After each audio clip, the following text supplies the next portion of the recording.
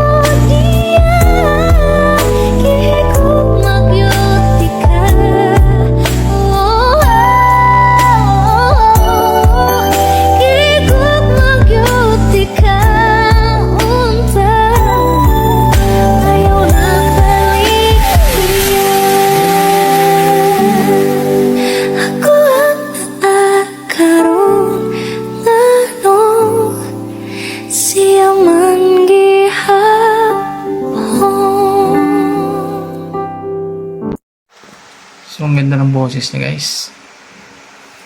Galing. Actually, full Indonesian talaga siya. Pero, hindi ko lang alam kung bakit marunong siya mag-Bisaya. So, ang ganda ng boses niya. Sumali din pala siya sa The Voice of Indonesia.